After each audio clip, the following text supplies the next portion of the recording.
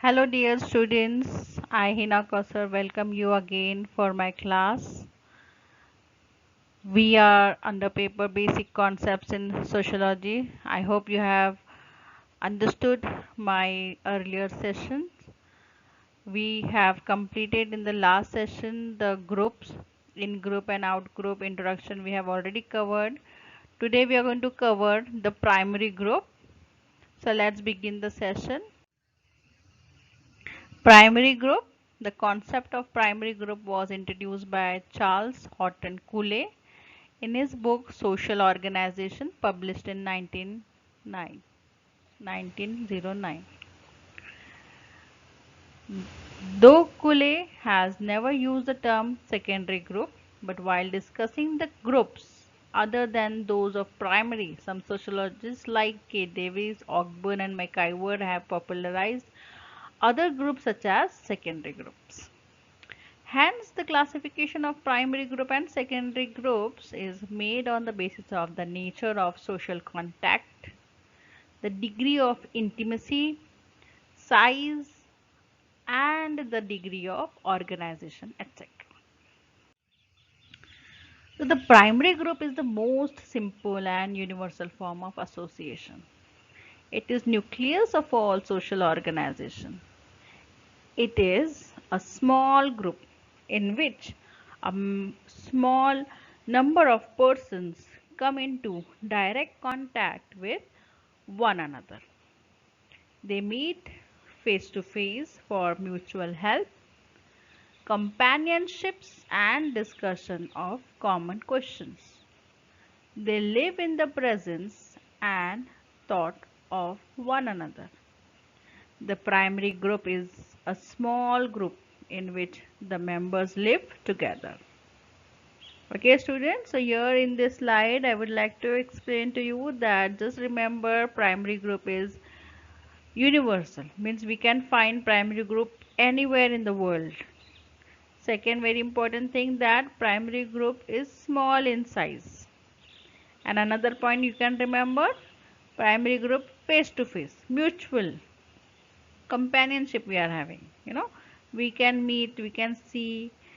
This is what the life in the presence, and it is small, so members of that group they always live together, they know one another very well. Next, in the words of C.H. Cooley, by primary groups I mean those characterized by intimate face to face association and cooperation. They are primary in several senses, but chiefly in that they are fundamental in framing the social nature and ideal of the individual.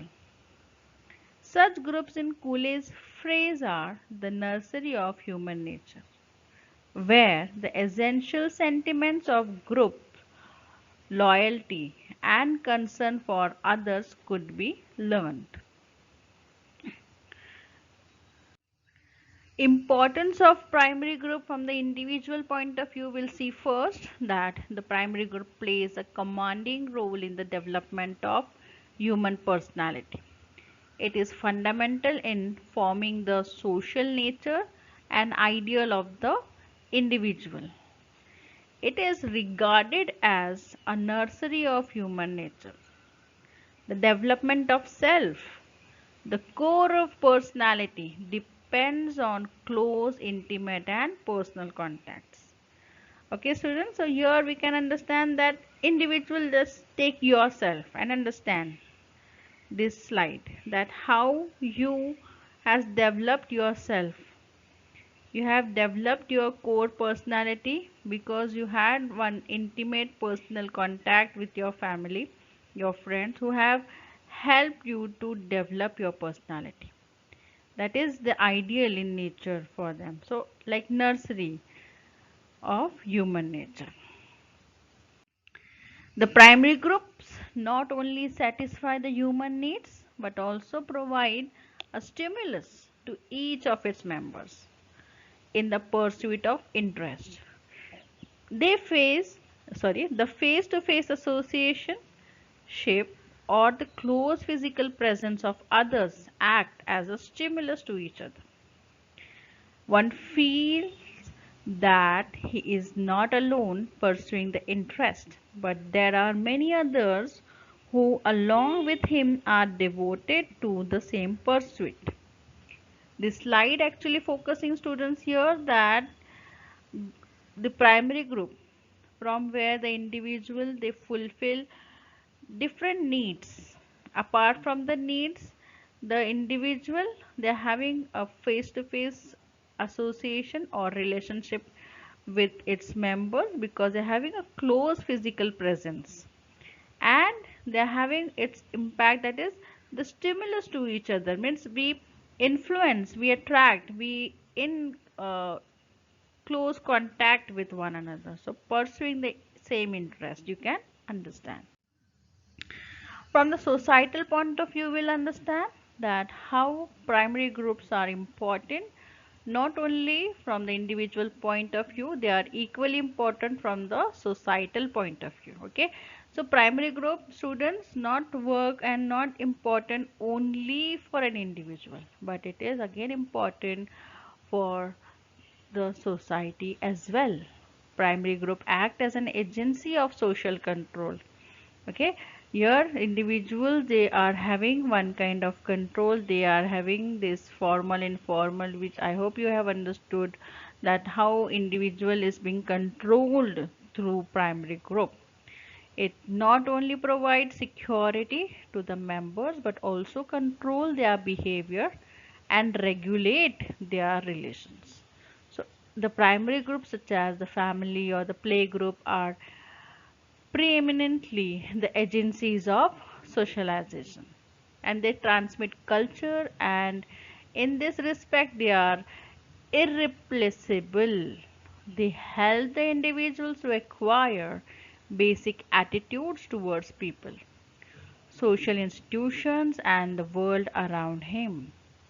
I hope you have understood this slide. What this slide says, let's brief it again, that primary groups are very much important because from here we are finding one kind of social control, and that social control we are finding being given by the family, because family playing as an agency of socialization role here, and which regulate the behavior of an individual, and from that primary group the transmission of culture is passed from one generation to the another generation, and it is irreplaceable again.